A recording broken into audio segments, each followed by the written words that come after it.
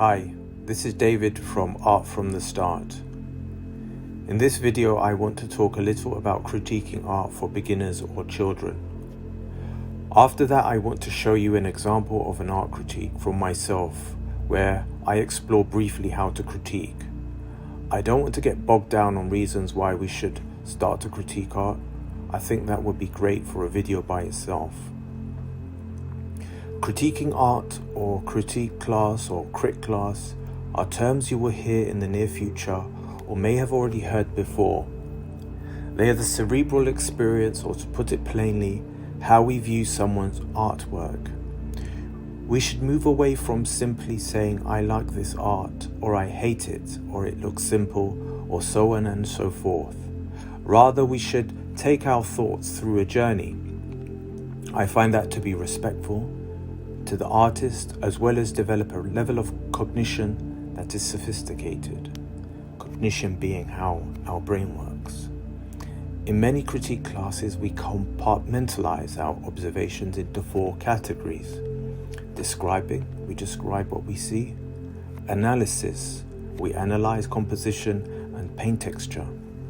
Interpretation, what does the art represent or tell us? Judgment, what do you think of the artwork and why? So to start with, it's always good to describe what you see. In addition to that, describe the piece and the artist. Describe the materials or surface used. Describe size. Describe the objects or subjects. This is the surface layer. After that, we conduct analysis. We look at composition, balance, tone, temperature. We look at delivery, which means how the strokes or the materials have been applied. We analyze objects or subjects in order to understand perspective or light. Then we have interpretation, which is to dig deeper into the artist's mind and recognize confident gestures or trepidations, which is to be worried about something, recognizing the time period and its influence on the art, allowing ourselves to be in the artist's position and see things from their perspective rather than our own. Then finally, judgment, and that is to declare if you like or dislike the artwork and why.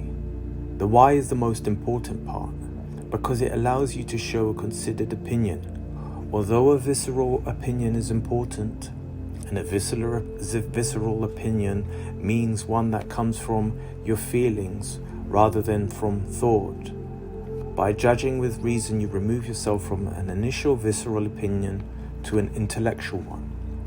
And the intellectual muscle is what we must develop. So now I have described the 4 categories. I will conduct a critique of an art piece. I won't give myself any favors either. I'll critique a piece which some may find difficult to do, to show that critiquing art is possible, and as long as we dig deep, we will find something to talk about. This piece is by Mark Rothko, named Light Red Over Black. It was made in 1957 with oil paint on canvas. It's 2.3 meters high by 1.5 meters across. It's a grand size, yet simply composed of 2 black boxes with a light red box at the top. The boxes are layered one on top of each other with gaps separating them. The boxes do not have a defined edge, but rather fade somewhat into the background in a rough and vibrant way.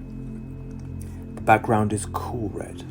On close inspection, the 2 black boxes aren't just black. The top has a blue hue and the bottom an orangey hue. However, you can only see that once you stare for a while. There is a concerted effort by Rothko to make the piece flat and matte rather than shiny. Although the piece is grand in size, the composition is in complete contrast to that. The simplicity of the shapes leaves us bewildered as to why Rothko felt he needed to represent this visual at such huge proportions.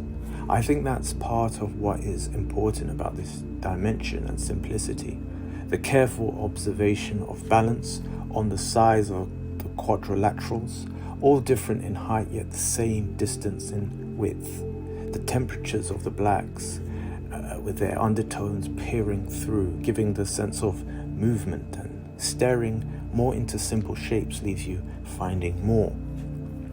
The uses of oil and other mediums in this piece, allowing it to be matte in texture, allows the lighting to not enhance or influence the work, as it will take away from the overall picture or cast a focal area.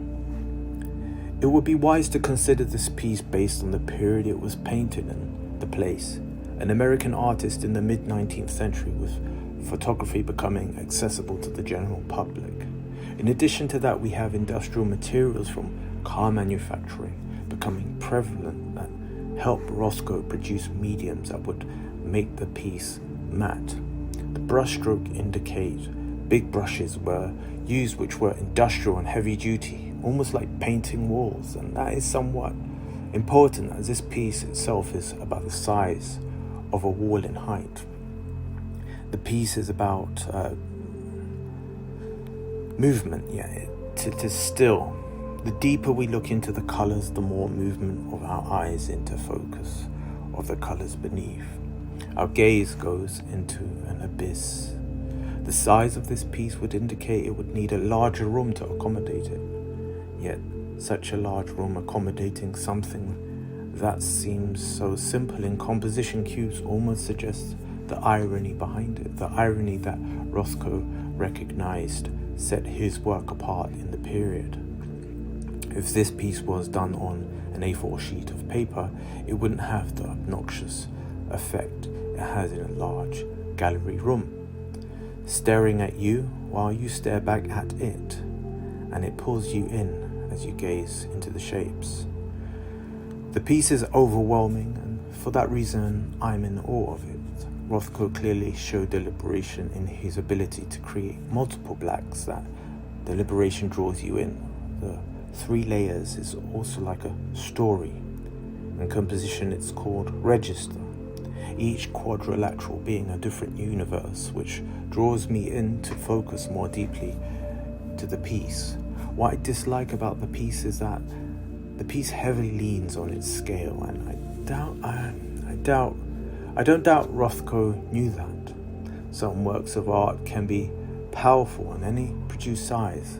Take the Sunflower by Vincent van Gogh, for instance, which is printed on bags, pillows, mugs, as the scale is irrelevant to the composition. However, just because I dislike that flexibility, it also leaves us giving more importance to the actual piece, which can really only be appreciated being observed.